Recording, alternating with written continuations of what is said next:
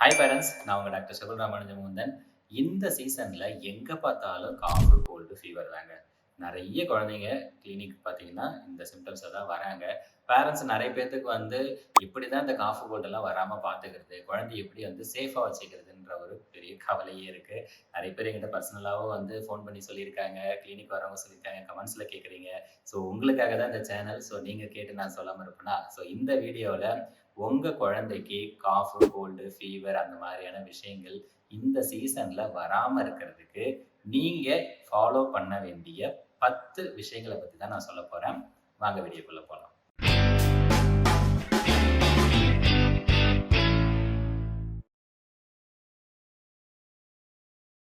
என்னன்னு தெரிஞ்சுக்கிறதுக்கு முன்னாடி பேசிக்கா எதனால குழந்தைங்களுக்கு அடிக்கடி இருமல் சளி வருது? பெரியவங்களுக்குலாம் அவ்வளோ காமனா வரதில்ல இல்லையா? குழந்தைங்களுக்குலாம் பார்த்தீங்கன்னா, அதுவும் பார்த்தீங்கன்னா ஒரு 6, 7 மாசத்துக்கு அப்புறம் ஆரம்பிச்சு ஒரு 4, 5 வயசு வரைக்கும் மாசம் மாசம் குழந்தைங்களுக்கு சளி பிடிச்சுக்கிட்டே இருக்கு. ஏன்? First immature immune system. ஏன்னா அவங்களோட இம்யூன் சிஸ்டம் அப்பதான் டெவலப் ஆயிட்டு இருக்கு. குழந்தையோட இம்யூன் சிஸ்டம் பொறக்கும்போது பார்த்தீங்கன்னா, அம்மாகிட்ட இருந்து வந்த ஆன்டிபாடிஸ் எல்லாமே இருக்கும். அது ஒரு 4, 5 மாசம் வரைக்கும் இருக்கும். அதுக்கப்புறம் அவங்களோட ஓன் ஆன்டிபாடிஸ் உற்பத்தி ஆகும். அப்பதான் அவங்களோட இம்யூன் சிஸ்டமே கொஞ்சம் கொஞ்சமா பில்டப் ஆகும். ஸோ அப்போ அந்த ஸ்டேஜ்ல they are more prone for இன்ஃபெக்ஷன். ஓகே. 2வது காரணம் சீசனல் சேஞ்சஸ். வெதர் மாறும்போது வைரஸோட எண்ணிக்கை அதிகமாகும். ஸோ வைரஸ் அதிகமாச்சுன்னா ஆட்டோமேட்டிக்கா இன்ஃபெக்ஷன் ஆகிறதுக்கான ரிஸ்க் அதிகம். ஸோ குழந்தைங்களுக்கு அடிக்கடி இருமல் சளி வரதாக செய்யும். இன்னும் சொல்ல போனா ஒரு வருஷத்துக்கு 8 தடவையாச்சும் குழந்தைங்களுக்கு இருமல் சளி வரும். அப்படி வந்தாதான் அவங்களுடைய இம்யூன் சிஸ்டமே இம்ப்ரூவ் ஆகும்.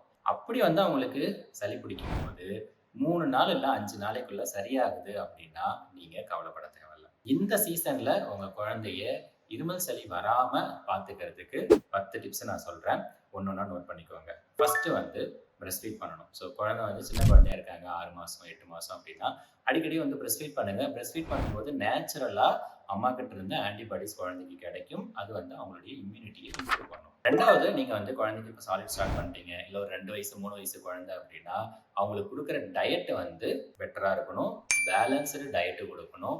சுருக்கமா சொல்லணும்னா டெய்லியும் ஒரு காய் சாப்பிடணும், ஒரு பழம், கொஞ்சம் நட்ஸ், ஒரு எக்கு கம்பல்சரி கொடுத்துருங்க. இதுல இருந்து பாத்தீங்கன்னா இப்போ எக்ல இருந்து எசென்சியல் அமினோ ஆசிட்ஸ் கிடைச்சிடும், புரோட்டீன் கிடைச்சிடும். அவங்களுக்கு அந்த உடம்புல ஆன்டிபாடி உற்பத்தி ஆகிறதுக்கு அது ஹெல்ப் பண்ணும். நட்ஸ்ல எசென்சியல் ஃபேட்டி ஆசிட்ஸ் இருக்கு. காய்கறி பழத்துல பாத்தீங்க அப்படின்னா விட்டமின்ஸ், மினரல்ஸ் கிடைச்சிடும். ஸோ ஓவராலா அவங்களுடைய இம்யூனிட்டி இம்ப்ரூவ் ஆகிறதுக்கு அது ஹெல்ப் பண்ணும். 3வதா வேக்சினேஷன் கரெக்டா போட்டுடணும். முக்கியமா ஃப்ளூ வேக்சின் போட்டுடணும். இந்த ஃப்ளூ வேக்சின் பாத்தீங்க அப்படின்னா இன்ஃப்ளூயன்சா அப்படின்ற வைரஸ்னால வரக்கூடிய இருமல் சளி கண்ட்ரோல் பண்ணும். ஏன்னா இப்போ அந்த இன்ஃப்ளூயன்சா வைரஸ்னால குழந்தைக்கு பாதிப்பு ஏற்படும் போது கொஞ்சம் சீரியஸா போகும். ஹாஸ்பிட்டல் அட்மிட் பண்ணி புகை வச்சு ட்ரிப்ஸ் போடுறது, ஆக்சிஜன் வைக்கிறது அப்படிலாம் போகும். மற்ற வைரஸ்க்கெல்லாம் பார்த்தீங்கன்னா அந்த அளவுக்கு சீரியஸா போகாது. ஸோ ஃப்ளூ வேக்சின் கம்பல்சரி நீங்க போட்டுக்கோங்க. 4வதா ஹேண்ட் ஹைஜீன் மெயின்டைன் பண்ணணும். இப்போ குழந்தை ஸ்கூலுக்கு போறாங்க அப்படின்னா சின்னதா ஒரு ஹேண்ட் சானிடைசர் கொடுத்து வச்சிருங்க. ஸோ குழந்தை அங்கே பக்கத்தில் யாருக்காச்சும் கோல்டு காஃப்லாம் இருக்குது, அவங்களெல்லாம் கொஞ்சம் விளையாடிட்டு வராங்கன்னா கையை அப்பப்போ ஹேண்ட் சானிடைஸ் பண்ணணும். சாப்பிட்றதுக்கு முன்னாடி கையை சானிடைஸ் பண்ணணும். ஸ்கூல்லேருந்து வீட்டுக்கு வந்தாங்க அப்படின்னா கை கால் நல்லா கழுவணும். ஸோ அப்பப்போ கைகளை சுத்தமாக வச்சுக்கிறதுக்கு அவங்களுக்கு ப்ராக்டிஸ் கொடுங்க. ஸோ அதை கைகளை சுத்தமாக வச்சுக்கிட்டாலே பெரும்பாலான இன்ஃபெக்ஷன் கை மூலமாக தான் ஸ்ப்ரெட் ஆகும். கையில இருந்து அவங்க மூக்க சொல்லிடுவாங்க, மூக்கு மூலமாக உள்ள போகும். கையை சுத்தமாக வச்சுக்கிட்டாலே பாதி இன்ஃபெக்ஷன் உங்களால் கண்ட்ரோல் பண்ணிக்க முடியும். 5வது விஷயம், எக்ஸ்போஷரை லிமிட் பண்ணுங்க. இப்போ குழந்தைக்கு சின்ன குழந்தையா இருக்காங்க அப்படின்னா க்ரௌடா இருக்கிற பிளேசஸ்க்கு கூட்டிட்டு போக வேண்டாம். வீட்டில் வேற குழந்தை ஸ்கூலுக்கு போயிட்டு வராங்க, அவங்களுக்கு இருமல் சளி இருக்கா, கொஞ்சம் பக்கத்துல வராம பார்த்துக்கோங்க. வீட்டில் யாருக்காச்சும் வயசானவங்களுக்கு இருமல் சளி இருக்கு, இல்லை வீட்டுக்கு சொந்தக்காரங்க யாராச்சும் வராங்க அவங்களுக்கு சளி இருமல் இருக்குன்னா வீட்டில் இருக்கிற சின்ன குழந்தைய அவங்க கிட்ட கொடுக்காம விட்டுருங்க. கொஞ்சம் கேப் மெயின்டைன் பண்ணாதான் குழந்தைக்கு எக்ஸ்போஷர் லிமிட் பண்ண முடியும், இன்ஃபெக்ஷன் வரதை தடுக்க முடியும். 5வது விஷயம், இந்த சீசனுக்கு ஏற்ற மாதிரி அப்ரோப்ரியேட்டா அவங்களுக்கு ட்ரெஸ் பண்ணி விடுங்க. ரொம்ப குளிர் வர மாதிரி பார்த்துக்கூடாது. ஒரு லேயர் ஃபர்ஸ்ட் பனியன் போட்டுட்டு அதுக்கு மேலே ஒரு டிஷர்ட், அதுக்கு மேலே ஒரு ஸ்வெட்டர் அப்படின்னு சொல்லி ஃபுல்லாக கவர் பண்ணி வைக்கும்போது குழந்தைங்களுக்கு அந்த குளிர், அந்த டெம்பரேச்சர் டிஃபரன்ஸால வரக்கூடிய இருமல் சளி உங்களுக்கு தடுக்க முடியும். அடுத்து 7வது டிப்பு, குழந்தை இருக்கிற ரூமை சுத்தமாக வச்சுக்கோங்க. இப்போ ஏசி யூஸ் பண்ணுறீங்களா, ஃபில்டரை ப்ராப்பராக க்ளீன் பண்ணணும். ஃபேன் யூஸ் பண்ணுறீங்களா, ஃபேனில் டஸ்ட் எதுவும் இல்லாமல் நல்லா தொடச்சிடணும். குழந்தை தூங்குற அந்த பெட்ஷீட்டு, பெட்டு, பில்லோ, கவரு அது எல்லாமே அப்பப்போ நீங்கள் புதுசு மாற்றிடணும். ப்ராப்பராக வாஷ் பண்ணணும், நல்லா வெயிலில் காய வைக்கணும். ஸோ அந்த விஷயங்கள்லாம் நீங்கள் ஃபாலோ பண்ணீங்க அப்படின்னாலே அந்த டஸ்ட் மூலமாக குழந்தைக்கு வரக்கூடிய இருமல் சளி, அலர்ஜிக்கு முக்கியமாக அந்த இருமல் சளிலாம் கண்ட்ரோல் பண்ண முடியும். 8வது டிப்பு, நல்லா தூங்கணுங்க. நல்லா குழந்தைங்க தூங்குனாங்கனாலே, அவங்களுடைய இம்யூன் சிஸ்டம் வந்து நல்லா இம்ப்ரூவ் ஆகும்.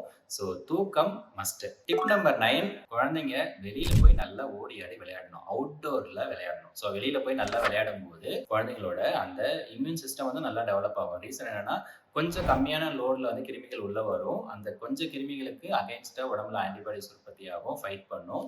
ஸோ நாளைக்கு வந்து நெறைய கிருமி உள்ள வரும்போது அதுக்கு ஃபைட் பண்றதுக்கு தேவையான இப்ப பிராக்டிஸ் எடுத்துக்கிற மாரி தான் சரிங்களா? ஒரு பெரிய டோர்னமெண்ட் இருக்குன்னா, நீங்க வந்து வீட்ல பிராக்டிஸ் பண்றீங்க இல்லையா? அதே மாரி தான்.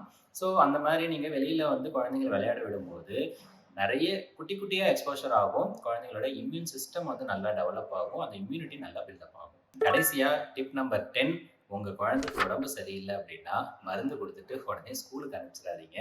வீட்ல லீவ் போட்டு வீட்ல இருக்கணும். ஏன்னா, அப்பதான் வந்து உங்க குழந்தையால மத்த குழந்தைங்களுக்கு ஸ்ப்ரெட் ஆகுறத கண்ட்ரோல் பண்ண முடியும். நெறைய வீட்ல என்ன பண்ணுவாங்கன்னா, குழந்தைக்கு ஃபீவர் அப்படின்னு சொல்லிட்டு மருந்து குடுத்துட்டு, ஃபீவர் குறைஞ்ச உடனே ஸ்கூலுக்கு அனுப்பிச்சுருவாங்க. அப்ப என்ன ஆகும், அந்த குழந்தைக்கு வந்து இன்னொரு குழந்தை, அங்கிருந்து இன்னொரு குழந்தைன்னு சொல்லி கிளாஸ்ல பாதி பேத்துக்கு வந்து ஃபீவர்ன்னு சொல்லி 4, 5 நாள்லயே வந்து எல்லாரும் லீவ் போட்டுருவாங்க. ஸோ கொஞ்சம் ரெஸ்பான்சிபிள் பேரண்டாவும் நீங்க நடந்துக்கணும். ஸோ இந்த 10 டிப்ஸ வந்து நீங்க ஃபாலோ பண்ணுங்க. இந்த சீசன்ல உங்க குழந்தைக்கு இருமல், சளி, ஜுரம் அதெல்லாம் வராம பார்த்துக்கலாம். வீடியோ யூஸ்ஃபுல்லா இருந்துச்சுன்னா லைக் பண்ணுங்க. எல்லாருக்கும் ஷேர் பண்ணுங்க. அடுத்த வீடியோல வேற ஒரு தகவலோட சந்திக்கலாம். நன்றி, வணக்கம்.